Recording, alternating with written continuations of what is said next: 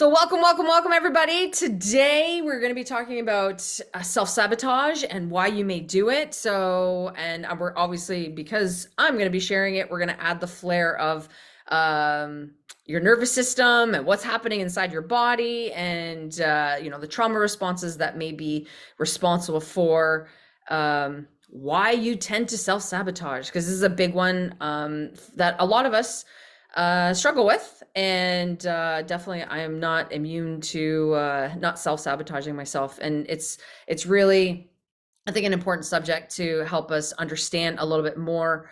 So going back to like my pillars of, when we talk about healing trauma, it's really about awareness. And self-sabotage, where does it all begin? It's all about awareness. So it can be easy to forget the power of our subconscious mind, but self-sabotage really exists in your subconscious mind. So that's why we can't talk about self-sabotage without talking about the nervous system. So if you don't know the ins and outs of your nervous system, basically you have these primal parts of you. There's a part of your nervous system that is it's 500,000 years old. It's a very old primal part of you, and that part of your nervous system is what is keeping you safe and is what is essentially ruling the roost when you sabotage yourself. So we need to have a better understanding of this primal nervous system or autonomic part of your nervous system. So we usually have no idea that we are doing something that is sabotaging, unfortunately, and that it like flies under the radar. So you may complain about things like, are you that person, or do you have a friend, or do you have a family member that tends to complain a lot and like things never go away, or they're really unlucky? Like, actually, like I was going through social media listening or reading some of my posts, and some people are like, I'm a really unlucky person. Like, why is like I have a black cloud over me all the time? And like there's just, some people have this negative energy about them, or they like you set up a goal for yourself, and it's just like you don't have what it takes to succeed in life. You don't hit your goals. You're just like, I try something and I fail. It's like, why can't I achieve this? And it lies in your subconscious mind. It lies in the autonomic part of your nervous system. So what we're going to discover today is that what could be those causes of that behavior, what are signs of it, and how can we stop, how can you stop self-sabotaging yourself? So what causes it? At the end of the day, it really is, what does self-sabotage come from? It comes from low self-confidence. It comes from a part of you that was, I'm going to say, dysregulated. Usually it's an inner child part of you. And, like, depending, if you listen to the ancestor talk that we had a few weeks ago, it could definitely be inherited to some degree. Your perception of your value of yourself, how much you love yourself, are all key things that play a factor in your self-sabotage. So if you think of yourself as like, when you look at yourself and you look at, your priorities, and I'll get into this a little bit more, but when you look at who you are, do you, like, let's say you get $100. Are you going to spend that $100 on yourself? And what are you going to do with that $100, right? Are you going to do it on something to pamper yourself? Are you going to do it to, like, get makeup? Are you going to buy clothes with it? Are you going to feed yourself with it? Are you going to get a massage with it? How do you, value yourself when you have money, for example, or when you have time? So let's say you're like, you found an extra hour of your day. I'm like, what are you going to do with that time? Do you, clean, or do you, do something? You sit down and do something to nourish your own soul and nourish your own self.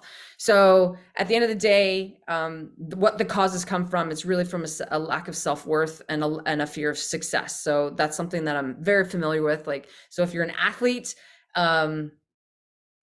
there's something that I struggled with big time. So like when I worked, well, my master's degree is in sports psychology, and I actually wanted to learn, like, I always felt like I never swam my best race. I always felt like, I honestly, my best race was in practice. I'm like, why couldn't, when I had to perform, I always seemed to, I freaked out. Like, my body just shut down. I was like, I froze. I literally shut down, and I went into the red zone, and I never understood why. And that's why, like, my master's is like, I want to understand what's happening to my brain and my body when I perform, because I'm like, I have this ability. I want to succeed, obviously, but I had a fear of success. So through analyzing and understanding So a lot of people are like, it's a failure. I was actually the opposite. I was a fear of success because I was afraid once I was successful, I was someone that I felt like I had to stay at that top. And that pressure and the amount of stress of being at the top was too much for my nervous system. So that's why I had a fear of success. And it all came from, guess what? Trauma. And so it was an understanding of when I was in grade 7. So I know exactly when it happened. In grade 7, I got straight A's for the very first time. And no offense to my parents, are like, great, bravo, well done. I remember it so clearly. I got my very first pair of Oakley sunglasses, and they were like a funny, cool tinted. They were like a clear sun, like the frame was like almost white. It was kind of glossy, but I had these like cool blue, green, pink, yellow frame or glass. Anyway, love them. And it was for getting straight A's. And then my dad said, no offense to my dad, he's like, now that you've done it once, we expect you to do it every year. So that expectation of getting straight A's then persisted for the rest of my educational career at the end of the day. So I was like, okay, I'm expected to do this. And if anybody knows my dad, when my dad speaks, you kind of listen.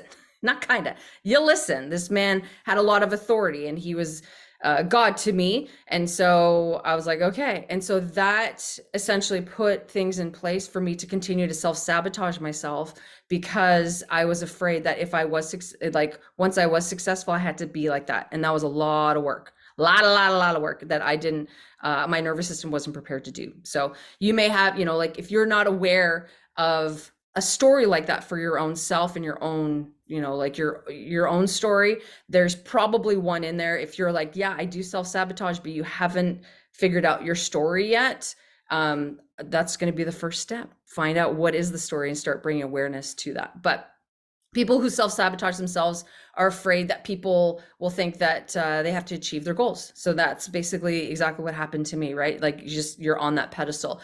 You may not believe you're deserving of the outcome. That was the other thing too, is that like, who am I? Who am I to be, the fastest swimmer in the pool? Who am I to be a straight A student? I'm just like a regular old Julie.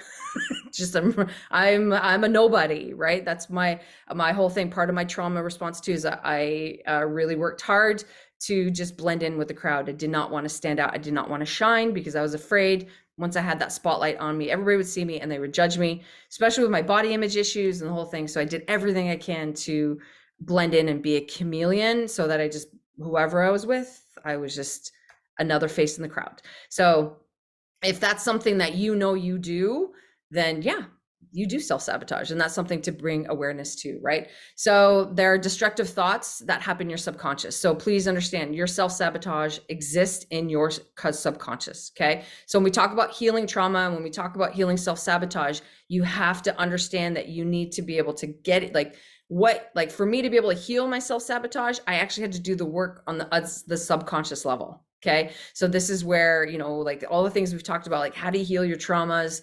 Again, I can post the links to those talks that we've had before. They do play a factor, and understanding that there are other pieces to the puzzle, but what you're really going to be doing is diving in and understanding what you understand on a conscious level about your subconscious behaviors is not, that's why you keep getting stuck in the loop, because you're working at it on too high a level. We need to go deeper to help you heal and ultimately stop the self-sabotaging behaviors. Okay. So it's like those people who tend to eat a lot, right? Like you feel something and then you eat, or, with addiction, or you drink, or, you take drugs or whatever. Why do I always go for the next hit? Why do I keep getting stuck in that loop? Well, it's because we're trying to heal ourselves and trying to correct ourselves on a conscious level, but we need to get into the unconscious. So in essence, self-sabotage is based in your unconscious belief. Okay, cool. Everybody got that? Yes.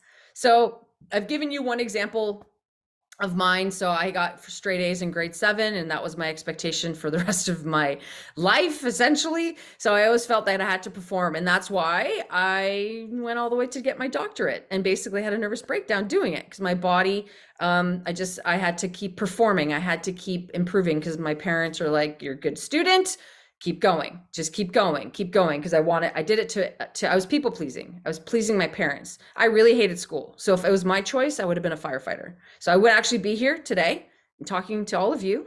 I would not be here if it was my choice. But the universe said, nope, you have a different direction that you're going to go. You're not going to be a firefighter. Because I tried again. I tried again to become a firefighter in my later 20s. So I was starting my personal training career and I'm like, I don't know if this is what I want to do. Tried firefighting, got an interview at a station here, and they're like, you don't have enough education.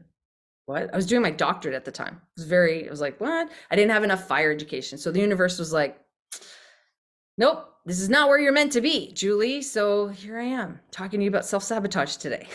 Who would have thought? Not me, definitely not me. But anyway, so basically, if you're someone who's afraid of the outcomes, like you're afraid to get started, you're afraid of, what's going to happen. You basically, like take weight loss, for example. Okay. So self-sabotage is very common in the weight loss industry. A lot of people who are overweight struggle with weight loss for a long time, right? And what can happen is that they just like, I just can't lose, the last 5 pounds, or I can't lose whatever. I can't lose any weight, right? And they try every diet after diet after diet after diet, and they're beating their heads, like beating the head against the wall. I'm like, I'm just not gonna eat anything. And all these like disordered eating that, comes out, like, what am I doing wrong? Well, what's happening under the surface? So a lot of times when you work with a really good nutritionist or a dietitian or whoever you're working with your eating, what you come to find out is like when they start opening the door of what's happening in your unconscious level, what's happening in your nervous system with regards to food, bing, the doors, the heavens have opened and you start getting answers like what's happening. A lot of those people, if you're that person and you're listening, you're like, I'm struggling with losing weight. It's because subconsciously you don't want to. It's your protective layer. It's literally, it's your armor. So that's where, for me, my weight has been my armor my whole life. I've used it as my protective armor. And it's like, I have these conversations with my body. I'm like, hey, I'm ready to take my armor off. I've had these conversations because I've done a lot of this work, but there's a fear. At the end of the day, there is a deep, as I said at the beginning, there's a deep primal fear that I have that I still have to connect and heal in order for me to lose the weight, right? And so that's what's helping for you is that so with the weight loss example, so if you're struggling, you need to take a look at what's your deepest primal fear. What are you really afraid of? And these are hard, and I'm not gonna like, please don't do it alone. please don't do that alone, because you can go into these dark places, right? It's really can be really scary going in there. And so that's why, like, again, me being a people pleaser, and if you just use me as an example, like me being a people pleaser, and I'm really good at finding answers. I'm really good at problem solving. I'm really good at doing the work, but doing the work with someone to be able to share what that deep, dark fear is scary as F. It's like, I don't want to go there because there's a lot of like, it's just like, even when I'm thinking about it, my whole, like my, everything in here is just like, my heart's beating faster. I just feel this ooey stuff that I'm like, I don't want to go there. I don't feel safe. I do not feel safe going there. So that's why it's really important to find your people. I talk about this pretty much in every call that I have, but at the end of the day, when you self-sabotage it's fear is pretty much your there's something primal. Maybe I use the word fear. That may not resonate with you. It could be another deeper emotion. It could be shame. It could be, I don't know, like one of the heavier emotions, but I use fear I'm going to use it as a general term. Okay. But like, it's not just, it doesn't necessarily have to be fear in your situation. I just want to say, like, in my circumstance, fear is definitely the main emotion. Because like before, when I was doing my trauma healing, I'm like, I don't have shame. I don't know what shame feels like. And then you start peeling back layers and I'm like, oh, there's shame exists over here. Okay, I get it. So that's why we're like, when we start peeling back, what's at the core, what's at the root, what's in the center of your self-sabotage. Okay. So essentially, you're just like you can look at it like why, like jobs, a lot of people, I don't know, my dad talked about in one of our podcasts how um I forget, it was like 60% of people hate their jobs or something like that. And like, why don't people leave? Like, why don't people leave their job? Like these, like it's dead end. We kind of talked about in the last call. Like it's the, like we don't leave our jobs because of, we usually leave our jobs because of the people, it's not necessarily the work per se, but like if you go to a job and you don't do the work, or you really, you hate going, but you still like, it's like, or you do half-ass, there's some you self-sabotage yourself in a way, because there's an emotion that's laying around in your autonomic nervous system in your body that you haven't addressed yet, that you need to be able to address and start healing in order for you to get that high paying job and switch jobs to find that happiness. Because some people believe they don't deserve happiness. Like that's and there's an emotion deep down in there that you believe, that's your perception, you don't deserve to feel happy. And that was me. I was that person. Like I didn't know what happiness felt like, because I didn't think I deserved it, because I was used to punishment and I was used to hurting myself and whatnot. So that is something that we have to look at and address and whatnot. So depending on, what situation, or, like what's the thing that's blocking you? Like what do you keep hanging yourself up on, right? Is it your health? Is it relationships? Or is it finances? It's one of those three. So usually, like if you're all on the call and you're thinking like, no, I'm good in all three categories, then what are you doing here? But maybe you're just here to educate yourself or whatever. But you're going to be one of, like, usually those are the big three categories. One of those, like, what are you doing to self-sabotage yourself in your health? What are you doing to self-sabotage with your money? Or what are you doing with, what's the other one? Relationships.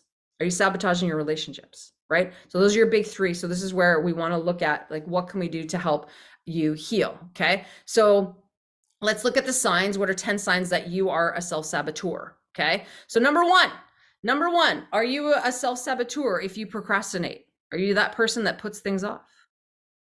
Okay. Just ask yes or no. Say yes or no. Do I procrastinate? Yes.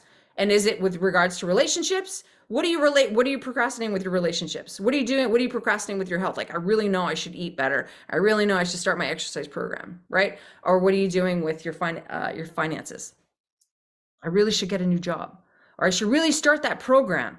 I want to be a health coach. I want to do it. But what's holding you back, my friend? Are you procrastinating? Number two, you're resistant to support. We talk about co-regulation, but it's like you ask for help. You're like, yeah. You phone the friend and you ask for help, but you don't listen.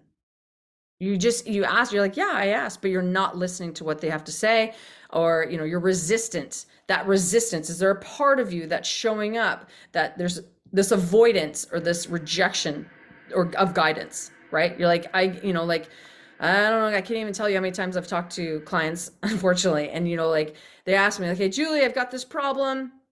I'm like, okay, I have ABC solution, and they don't do any of them.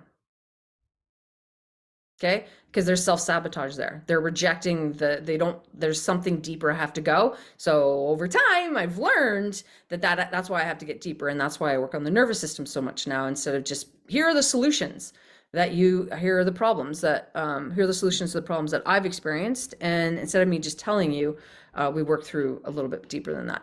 Number three, lack of self-care. So like I said before, if you have that $100, how are you spending your time? How are you spending your money on yourself? What do you choose to do? You choose not to. I'm going to save it for a rainy day. I'm going to spend it on other people. But are you neglecting your personal well-being, your physical health, your mental health, your emotional health? Are you burnt out? Are you that person, right? Number four, you have a fear of failure. So you're that person, you have this intense fear of failure or perfectionism. So you're that, like, I'm a perfectionist. Do you identify as a perfectionist? Right? Are you someone like, yeah, I need to do this? I'm not even gonna get started because it has to be perfect. So for all of you, if you do a social media post, do you freak out if there's a typo? Like, oh my God. You're like, oh my God, I wrote that wrong. I'm horrible. I'm a horrible person. I spelled that wrong. And then I'm Canadian too. Like, if you write behavior, I put the U in there. People are like, what the frick? What the U? What's there? No, that's not how you spell behavior.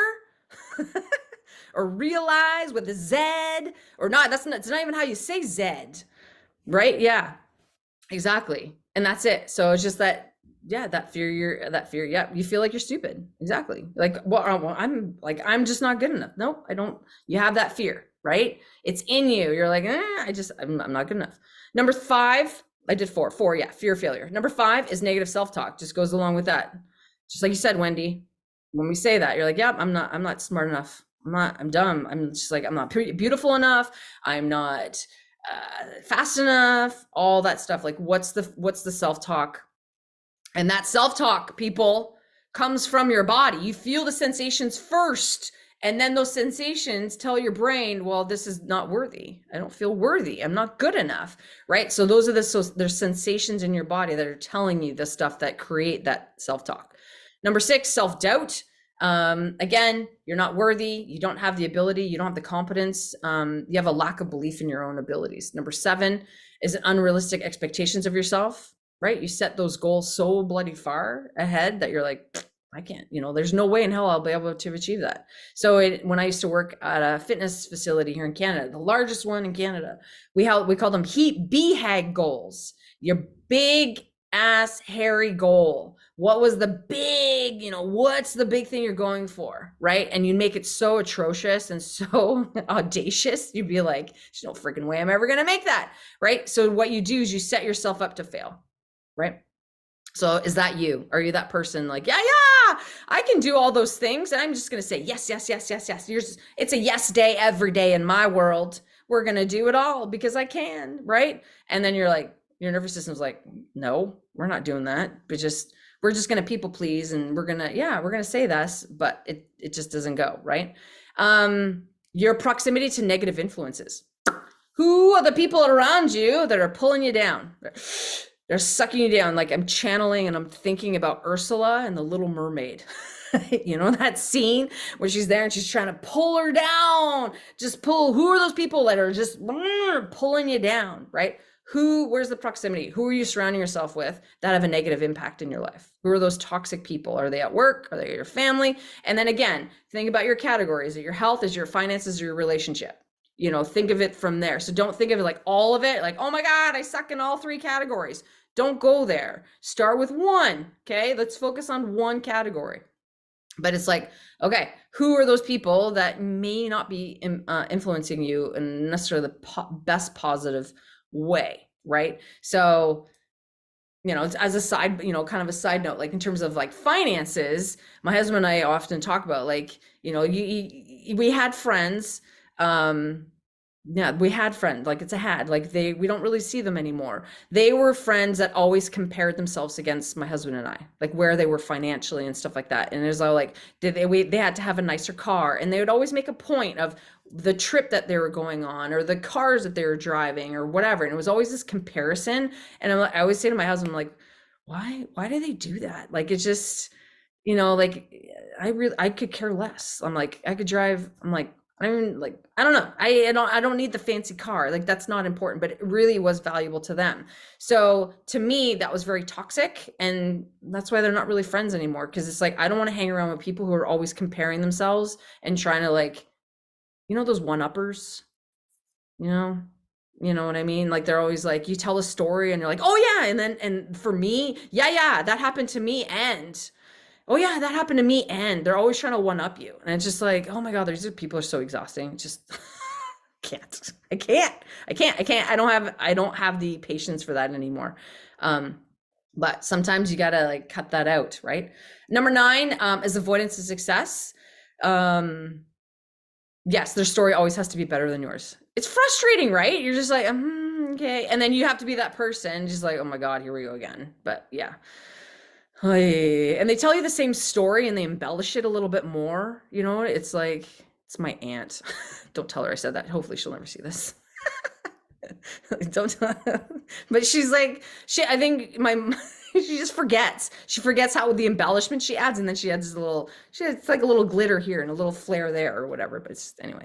Okay, so avoidance success. I've talked about this before, but unconsciously you're avoiding or sabotaging your opportunities for success. So that was me with my swimming career. I never swam my best race because I was afraid to be there. I got enough. I reached a level enough to get a scholarship. Got the full ride, people. I did it. but that's all I needed. That's all I needed to do. I paid for my education, and that was successful enough for me because it paid for an education. So I was like, woo, yay. I don't have the student loans. So that's where sports, to me, that was success. That was the success I needed. I didn't need all the medals and, all the sponsorships and all that kind of stuff. That wasn't success to me. I got what I needed from my sport. And so I'm like, boop. But again, personally, in my bones, I know for a fact I still have my best race inside of me. I know it. Like I could have always done better. I know that because I feel it. It's in me. It's in me to give. Anyway, the last one, number 10, is impulsive behaviors. Are you that person, that goes shopping at Target and buys 20 pairs of shoes? Sometimes you're like, oh, they're just such a good deal. I gotta buy it. Come on now, right? Are you?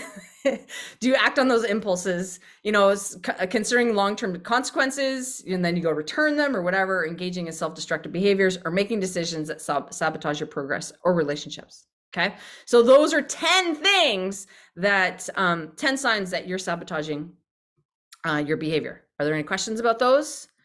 Like, do you hear yourself, or do you see yourself in any of those 10 signs? You're like, yeah, yep, that's me. There's me in some of that. It's okay once in a while. Yes, absolutely. Absolutely once in a while. Just not all the time, right? So that's why you end up, instead with one squishmallow, you end up with 10, right? Sometimes, because they're just so cute and you just can't because it feels a little too often. Yeah, I know, right? And that's the thing. So what you're doing is, please know, when you're doing that, you're feeding that subconscious part of you. Okay. So when we do those impulsive behaviors, when we do have that fear of success, it's those things it's that subconscious. So we need to really tap into that. Now we all need some kind of rehab. Absolutely. That's why you're here. So that's what we're going to get into. So here's the rehab. So how do we start? How do we stop self-sabotage? How do we start healing that autonomic nervous system? How do we start healing that unconscious mind? And how do we stop self-sabotage? So essentially, it starts with a letter A and ends with awareness. Self-awareness. Awareness. Yay. So you have to develop a conscious self-awareness of your emotions, your fears, your thoughts, and your behaviors. Okay. So and how you choose to do this can be very individual, but you have to bring awareness to what are the emotions that I experience when I do the thing, when I eat, when I drink, when I watch television. What type of shows am I watching? What type of emotions are coming up when I do these things, right? So a lot of people, like, I'm just going to put it out there. I know some people who are addicted to healing modalities. And I say addicted because they keep looking for the next modality that makes them feel different. And so it's like, yeah, I tried EMDR. Yeah, I tried cognitive behavioral therapy. Yeah, I tried yoga. Yeah, I tried vagus nerve exercises. Yeah, I tried breath work. Yeah, I did Pilates. Yeah, I did this and that. And there's just nothing seems to stick. That was me. That was me. I am that person. I did all those modalities. Why do you think I know a lot? No, I don't know a lot. I know a little about a lot of things because I sprinkled myself in all these different modalities because I took what I needed from all of them. But the problem was the magic pill doesn't exist. You're right. It doesn't, because we're always searching for the next best thing. So healing, if you're like, yes, positive things can be turned into a negative, right? If you're on the hunt and you're like, I'm doing the thing, Julie, I'm doing it. Yes, I'm doing it. It's supposed to be good. I'm drinking all the water, I'm taking all the supplements, but it's possible to do too much because we haven't brought awareness to the emotions, to the deeper subconscious, what's happening on the subconscious part. Okay, does that make sense? You're like, oh, that's a gut punch. Yep. So you've been struggling with a specific goal. You don't know, it doesn't seem to go, or you know what I mean? Like things don't seem to be going your way, or you feel stuck all the time. The first question I want you to ask yourself, okay, you're going to write this down. Could any setbacks have been avoided by making smarter choices or different choices? Could any of the setbacks that I'm experiencing, so the sabotage, if you look at it, could any of these setbacks have been avoided if I made a different choice? Okay. Everybody got that one? Second one I want you to write down is, have you faced significantly, how many setbacks have you faced when you're trying to achieve the thing? So for instance, if it's a weight loss goal, how many setbacks have you actually experienced with your weight loss goal? Let's say it's finances. How many setbacks, or I've tried to get a new job, how many applications have you set in, or how many interviews have you shown up for? So I need you to start analyzing those a little bit more. Okay. So we're gonna write. So you need to start so we have, again, we want to start asking ourselves better questions, or we want to start asking ourselves questions to help us bring awareness to what happens in those situations for me. Okay.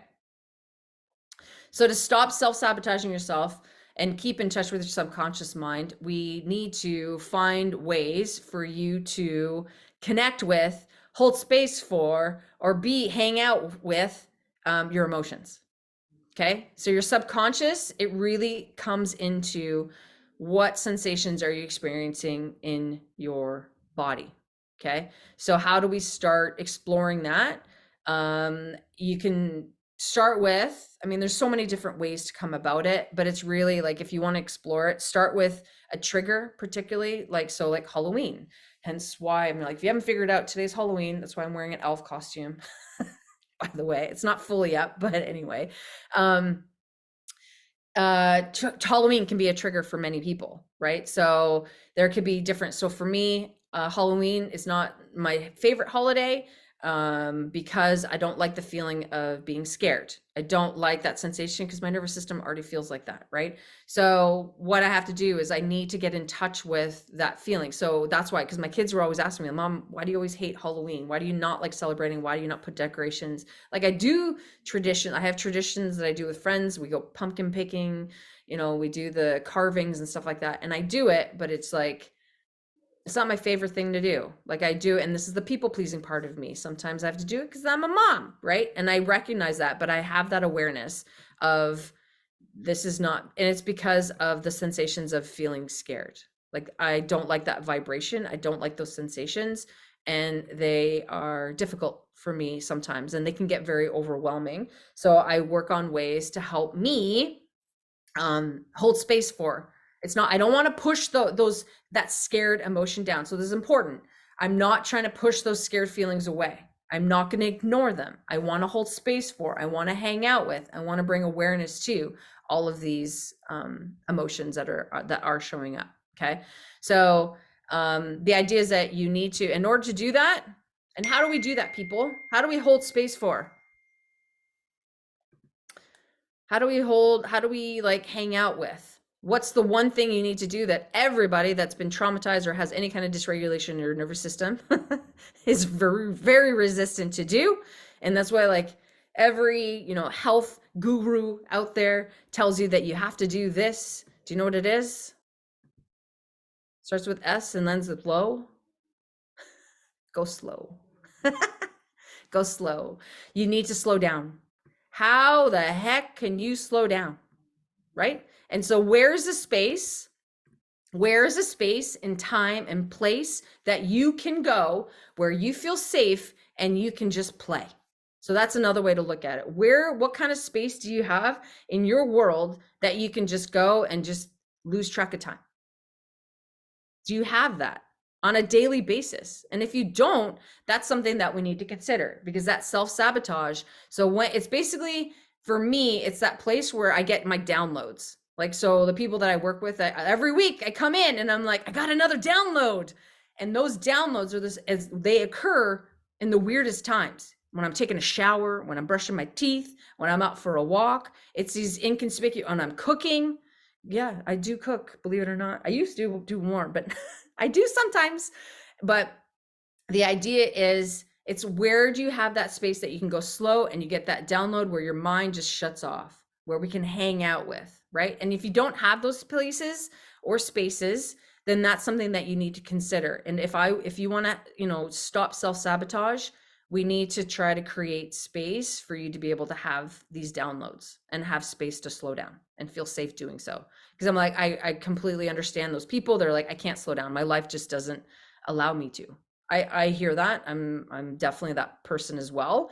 But it's a conscious decision that I'm like, no, like I have to go find a quiet space. Like sound is a big one for me. Like things get very loud in my house. So I have to go find space that it can be quiet. So I purchased an infrared sauna. It's very quiet. I close the door, I put my red light on, and I go in there, and everybody knows not to bug me when I'm in there. And that's my space and that's my time. So spending time in my sauna is a place that I can do that, right? So you need to find that space for yourself. Okay. Sound good? Yes. Everybody understands that. Okay. So some other important questions that you want to ask yourself about your fears. So I say the word fear, but it could be, whatever emotion that you put in there. What do you feel uncertain about this? Like, so I'm going to use fear. So what are you uncertain about this? What makes you feel uncertain about fear? Does that make sense? Or what makes you uncomfortable?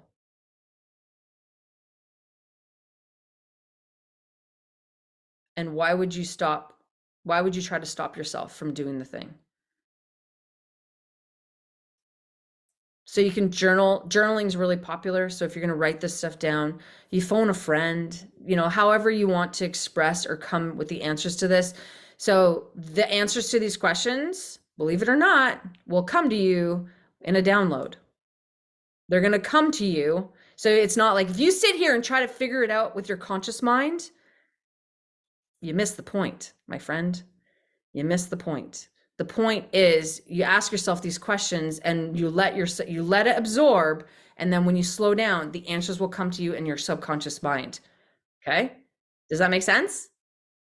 So you're not going to force it and be like, okay, I'm going to do my homework and I'm going to do the thing, Julie. I'm going to answer these questions and I'm going to send them to you and I'm going to comment below with my answers. Okay. That's not the point.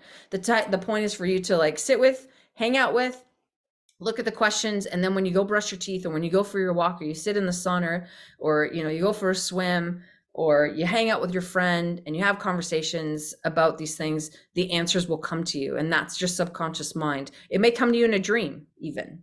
That's cool too. So it's like these little movie clips, right? So however you choose, whatever modality that you use to help you get the downloads and slow down, that's where the answers will reveal themselves.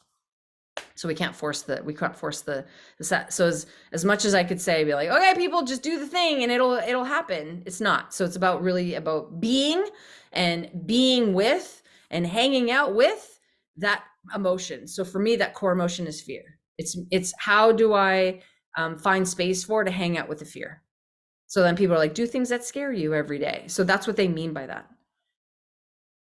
Right? So it's like, no, I'm not necessarily like, oh, I don't like the feeling, but I want to hang out with, I'm going to do things with intention. I'm going to do things with purpose of how do I hold hands with this feeling of fear or feeling of scared? Okay. Does that make sense? So by developing some insight and clarity about what it is that you want to create. So I want to live a life that I don't self-sabotage myself. It's just, you bring more awareness to the table. And with that awareness, you'll have more understanding. And with that understanding, you'll have more choices. Then you can decide how you want to proceed. And then that essentially is what's going to be able to help you achieve the optimal living that you're looking for.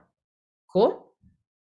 So you can live your best life. And that's what we're all here for, right? So we don't have to live with this diseased and painful bodies, because that's not how the body wants. The body wants to heal itself. It wants to feel good.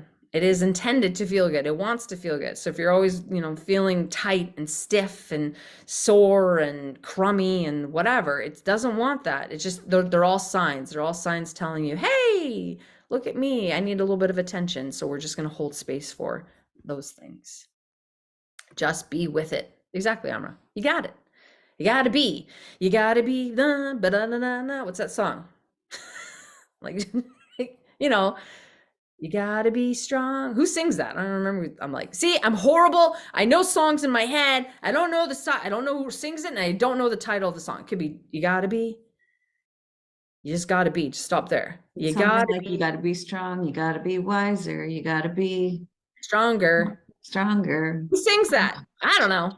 It's And not whoever, Macy, not whoever's the Macy author. Grace or something great. Is that who it was? No. You gotta be, yeah, you gotta be you. You gotta be you, and you gotta be able to sit with you and hang out with you and hang out with whatever emotions decide to come up. Cool?